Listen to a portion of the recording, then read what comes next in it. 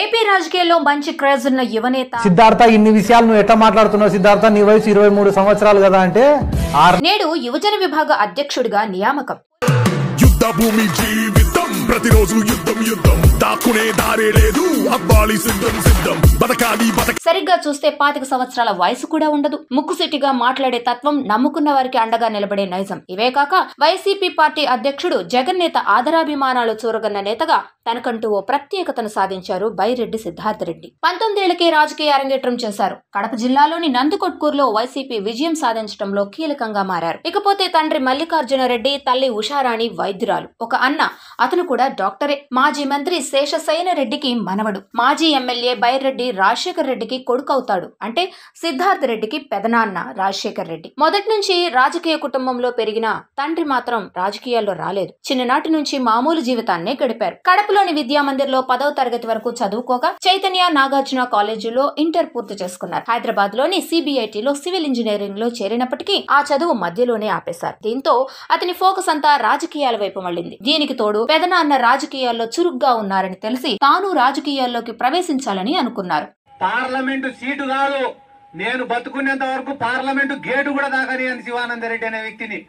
ఎందుకు ఈ మాట చెప్తున్నా అంటే, ఇదే నందికొట్కూరు నియోజకవర్గంలో అడుగడుగున అవినీతి చేసినారు తెలుగుదేశం పార్టీ నాయకులు.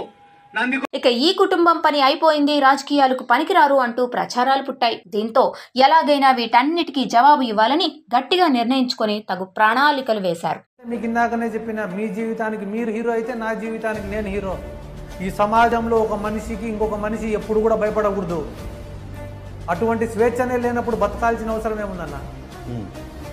మేము ఇంటర్మీడియట్ చదివేటప్పుడు రోడ్లపైన పోతుంటే రౌడీ షీటర్లు ఇట్రా అంటారు, చేతిలో బీర్ బాటిల్ పట్టుకొని కడపలో.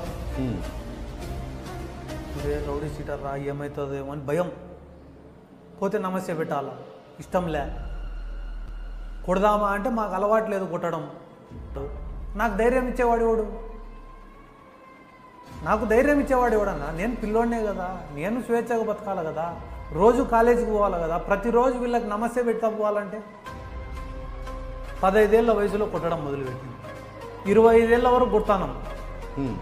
ఇప్పుడు రౌడీలో మాకు నమస్తే పెడతాను. కర్నూలు ప్రాంతం వర్గపోరు ఎక్కువ. మొదటి నుంచి పెదనాన్న రాజశేఖర్ రెడ్డి టీడీపీలోనే ఉన్నారు. తాను కూడా తప్పక తెలుగుదేశం పార్టీలో చేరవలసి వస్తోందని భావించి తన రాజకీయ భవిష్యత్తు గురించి ఆలోచించుకొని వైసీపీలో చేరాలని భావించారు. తనపై ఉన్న కేసుల మూలాన రాజకీయాలకు పరోక్షంగా ఉన్నారు. కొన్నాళ్లకు సన్నిహితుల ద్వారా వైసీపీలోకి వెళ్లేందుకు దారి సుగమం చేసుకుని 2018 జులైలో చేరిపోయారు. దీంతో ఒకే ఇంట్లో వ్యతిరేక పార్టీలకు మద్దతు పలకడంతో తెలుగుదేశం పార్టీ అనుచరులు, కార్యకర్తలు మొదలైన వారిలో రకరకాల చర్చలు జరిగాయి. అనంతరం జగన్మోహన్ రెడ్డి సీఎం అయ్యేందుకు కృషి చేశారు. ఇందుకు జగన్ కూడా సిద్ధార్థ రెడ్డిని అన్ని విధాలా ప్రోత్సహిస్తూ నందికొట్కూరు ఇన్ఛార్జిగా నియమించారు. దీంతో ప్రజలకు దగ్గరై ఆదరణ పొందాడు. ఇది ఆ ప్రాంత ఎమ్మెల్యే ఆర్థర్ కు ప్లస్ అయింది. ఏకంగా 40,000 మెజారిటీతో వైసీపీ గెలుపొందింది. తాజాగా వైసీపీ అధినేత వైఎస్ జగన్మోహన్ రెడ్డి ఆదేశాల మేరకు సిద్ధార్థ రెడ్డికి వైసీపీ యువజన విభాగం అధ్యక్షుడిగా మరోసారి బాధ్యతలు అప్పగించారు. ఇప్పటి వరకు SAP ఆంధ్ర స్పోర్ట్స్ అథారిటీకి చైర్మన్ గా ఉన్నారు Siddhartha Reddy. Hi, this is Karthikeya. Please subscribe to ADBC channel.